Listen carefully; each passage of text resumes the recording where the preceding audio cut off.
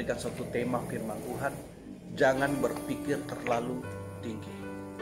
Seringkali kita berpikir terlalu tinggi karena kita berdoa didesak karena kebutuhan-kebutuhan yang kita alami. Kita berpikir terlalu tinggi karena didesak oleh keinginan-keinginan hawa nafsu yang menguasai kehidupan kita. Karena kita melihat mungkin orang di sekitar kita atau teman-teman kita atau keluarga kita, mereka memiliki kekayaan harta yang berlimpah, sehingga kita berdoa, kita ingin memiliki hal yang sama yang seperti mereka miliki. Dan kita berdoa, dan doa kita timbul karena keinginan hawa nafsu. Sebab itu di dalam Yakobus pasal 4 ayat yang ketiga berkata, atau kamu berdoa juga tetapi kamu tidak menerima apa-apa karena kamu salah berdoa. Sebab yang kamu minta itu hendak kamu habiskan untuk memuaskan hawa nafsumu. Kita berdoa untuk memuaskan hawa nafsu kita. Kita berdoa supaya keinginan kita dipenuhi karena kita melihat bahwa orang lain diberkati, orang lain memiliki harta yang banyak dan kita juga pengen seperti mereka. Doa-doa yang seperti ini tidak akan dijawab oleh Tuhan. Sebab itu di dalam Roma pasal 2 ayat yang ketiga mengajarkan kepada kita, berdasarkan kasih karunia yang dianugerahkan kepadaku, aku berkata kepada setiap orang di antara kamu, janganlah kamu memikirkan hal-hal yang lebih tinggi daripada patut yang kamu pikirkan, tetapi hendaklah kamu berpikir begitu rupa sehingga kamu menguasai diri menurut ukuran iman yang dikaruniakan Allah kepada kamu masing-masing. Di sini kita melihat bahwa Rasul Paulus menekankan kasih karunia yang dianugerahkan kepadanya. Jadi semua tindakan, semua apapun yang dikerjakan oleh Rasul Paulus, dia bergerak berdasarkan kasih karunia Tuhan yang diberikan kepadanya. Ya. Itu sebabnya Paulus katakan, jangan engkau berpikir terlalu tinggi. Kalau kita bergerak berdasarkan kasih karunia Tuhan, maka kita tidak akan memikirkan hal-hal yang tidak sepatutnya kita pikirkan, karena pikiran kita belum tentu sama seperti apa yang dipikirkan oleh Tuhan. Itu sebabnya Paulus katakan, ya, jangan engkau berpikir terlalu tinggi. Engkau harus berpikir berdasarkan anugerah yang Tuhan berikan dalam kehidupanmu. Anugerah apa yang Tuhan berikan kepada kita? Yaitu iman. Iman itu adalah anugerah.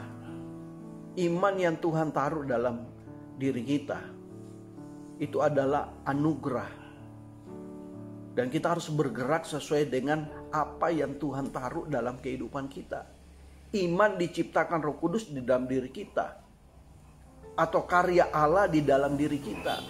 Roh Kuduslah yang menciptakan itu di dalam hati kita, bukan yang ada di pikiran kita, tetapi itu yang ada di dalam hati kita. Dan kita harus mengetahui bahwa iman sejati itu meliputi kesadaran yang diberikan ke dalam hati kita bahwa doa-doa kita akan dikabulkan. Markus pasal 11 ayat 23 berkata, ini adalah perkataan Yesus dalam perjalanannya ketika murid-murid melihat bahwa pohon yang dikutuk oleh Tuhan itu hangus, terbakar, ya, dan murid-murid merasa heran, luar biasa dengan perkataan, dengan hanya sebuah perkataan pohon itu menjadi kering. Dan pelajaran ini yang Tuhan ingin bagikan kepada murid-murid pada saat itu. Sebab itu dia berkata di dalam Markus pasal 11 ayat 23, aku berkata kepadamu, sesungguhnya barang siapa berkata kepada gunung ini, beranjaklah dan tercampaklah ke dalam laut, asal tidak bimbang hatinya, tetapi percaya bahwa apa yang dikatakannya itu akan terjadi, maka hal itu akan terjadi baginya. Ya, Tuhan katakan kalau kamu memiliki iman sebiji sesawi saja, dan engkau berkata beranjaklah kepada gunung ini, maka gunung itu akan tercampak ke dalam laut. Asal kita tidak bimbang. Mengapa banyak orang bimbang? Karena dia melihat kebimbangan lahir dari apa yang kita lihat. Kebimbangan lahir dari jiwa kita. Sedangkan iman itu bergerak dari dalam roh kita, bukan pikiran kita, bukan apa yang kita pikirkan. Karena Roh Kuduslah yang menaruh itu di dalam hati kita. Iman itu ditaruh di dalam hati kita, bukan ditaruh di dalam pikiran kita. Ya. Sebagian orang percaya tidak bisa melihat kuasa Tuhan karena digerakkan dari apa yang ia lihat atau apa yang dia rasakan. Itu sebabnya dari hal ini kita belajar dua hal.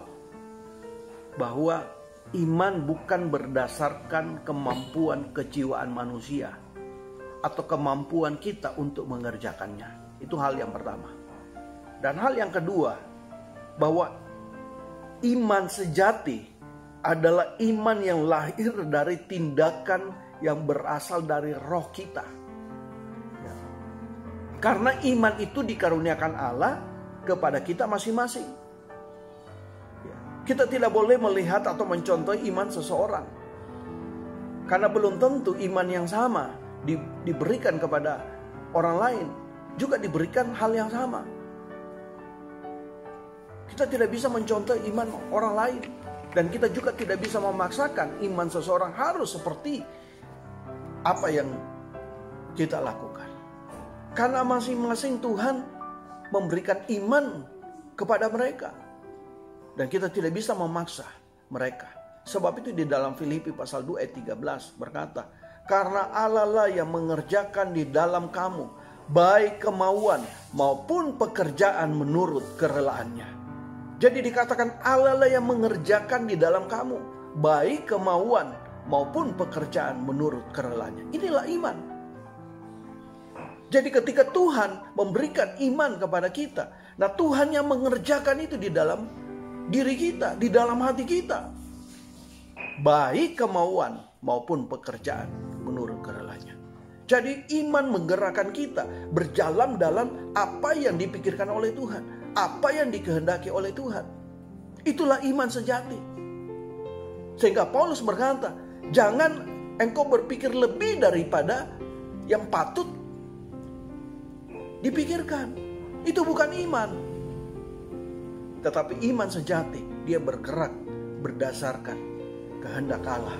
Apa yang dikerjakan Tuhan di dalam dirinya. Hari-hari ini, jika engkau membutuhkan Tuhan dalam hidup, berdoalah kepada Tuhan. Mintalah iman kepada Tuhan.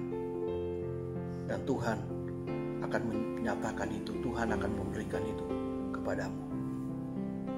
Puji Tuhan. Amin. Bawaku bersamamu berjalan dalam kebenaran-Mu, ajarku